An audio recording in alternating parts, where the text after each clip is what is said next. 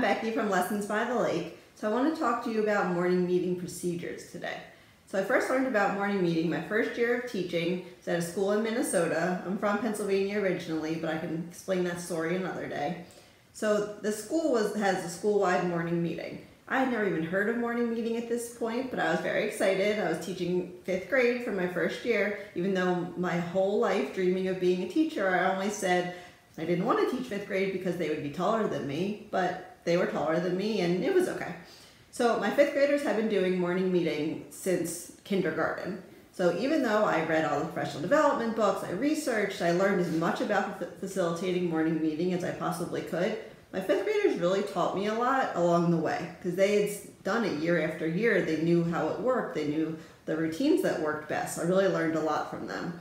And it wasn't until I moved to Maryland and I had to teach morning meeting to a class who had never done it before because the school didn't have a school-wide morning meeting that I realized the importance of establishing the routines and procedures that I wanted them to do so that I was able to explicitly teach it to them and model it for them. So year after year, I kept thinking through what I need to teach them. What are the different steps I need to take so that we can have a successful morning meeting together? So finally, I wrote down all of the questions and all of the different things that I needed to think about to help me plan this. And then that finally really helped. There's a lot of things you need to think through, but once you have that established, your morning meeting runs so smoothly. And the students pick it up really quickly because they love morning meeting. It is such a special time that they get to have fun with their classmates, build relationships, make connections, and just build memories and have that risk-free environment where they're not thinking about academics. They're getting to celebrate who they are individually.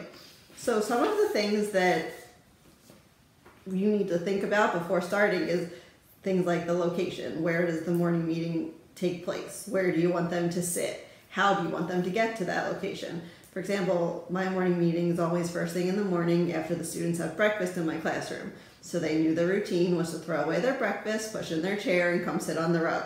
And I knew they were ready if they weren't talking.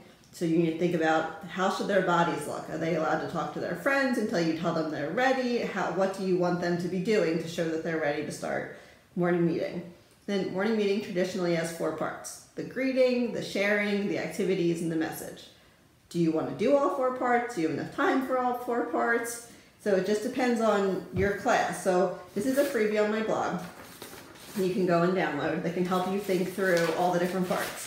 It looks like a lot, but it's very simple things for you to make decisions about. Like, can students go to the bathroom during morning meeting? Depends how your class runs and what you want to do. Will subs do morning meeting when you're not there? And then you need to think about each part. So if you're doing a greeting, then how are you going to tell the kids what the greeting is that day? Are you going to have it posted on the board? Or are you going to just verbally tell it to them? So you can use this guide to help you think about what's going to work best for your students and for you. So let me walk you through what our morning meeting looked like. So it was on the rug. The students came and sat around the outside of the rug in a circle, and they could pick their seats wherever they wanted to sit. And then the first thing we did was the greeting. So I would tell them what their greeting was. I would start it, and then it would pass around the circle. And it was the expectation that students would have their eyes on whoever's speaking. And when it's your turn to greet, you need to make eye contact. You need to say the person's name. You need to turn your body to look at them. So we practice a lot of those social skills, just how to interact with each other. And no matter what grade students are in, I found that they really need to be shown how to do this. They need to be modeled how to look at someone when they're talking to them, especially when maybe they're not having the best morning. They don't want to turn their body to do it, but you need to emphasize the importance of everyone being greeted and how that's a special moment for them, and they'll get very good at naturally just starting to do that. So the next is sharing. So I would have each kid have a different sharing day. So it would be 5 or 6 kids a day would be their sharing day, and they could share about whatever they wanted. We did something that I called a short share, that they would share just a short tidbit about something in their life, leaving the class wanting a little more. Then they would show that they're finished by saying, I'm ready for questions and comments. And then other students could raise their hand, and the sharer themselves got to call on who they wanted to ask a question. And we talked a lot about what kind of questions to ask, how to be respectful, how to react appropriately. I mean, some students share about a death in their family or something really vulnerable going on with them because it's such a safe place, but it takes a lot of teaching and community building to get to that place that students know how to appropriately react and respond to that. So you need to account for that, because when you hand over the freedom to let them start sharing whatever they want, it can be a little scary because you don't know what they're going to say. So that's why the first few weeks of school, you really build up the routines and what your expectations for what they're going to talk about and how other students should react to that. I talk about that in another video about how to establish those procedures. Sharing is my absolute favorite part of morning meeting because it's such special bonds form when you learn about the students and their life outside of the school. It's such a nice time to just hear more about their ballet class and their cousin's farm and just things going on in their life. So the next part is the activity. The activity is so much fun. It's a little 3 to 5 minute game. So sometimes it can be something simple that you're on the rug and the students aren't moving around very much, all the way up to different versions of tag where they're moving around your room. So establishing those safety expectations and how to move around and how to touch each other lightly if that's part of the game. It's also important to think about when you're going to teach students new games.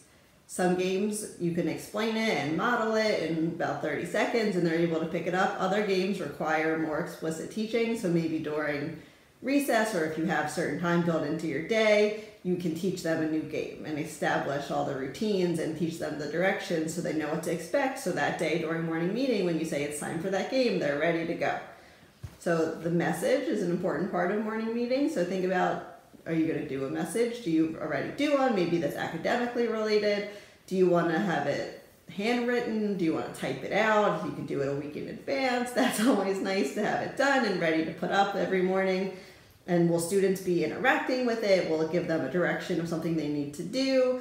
So I always had it up on the board and it just welcomed them, told them a little bit about what to expect that day and reminded them of their morning procedures. I didn't have them interact with it because we had other morning work and routines that we were doing.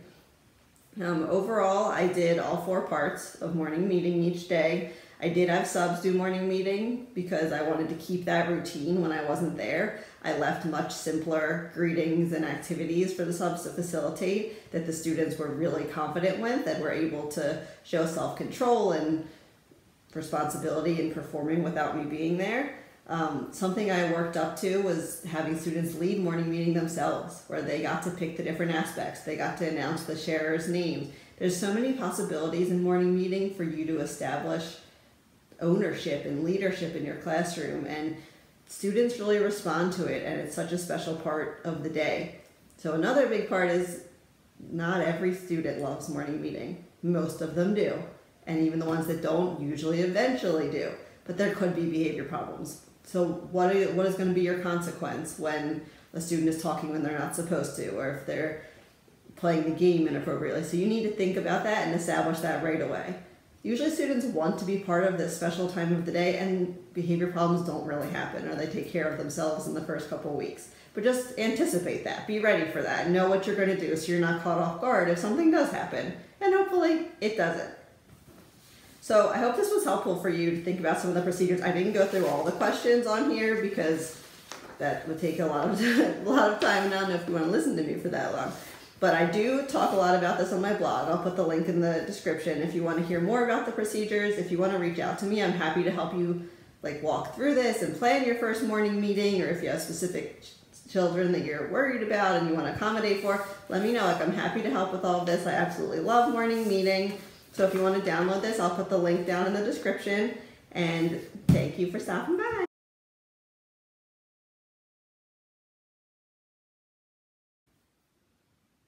It's also important to think about when you're going to teach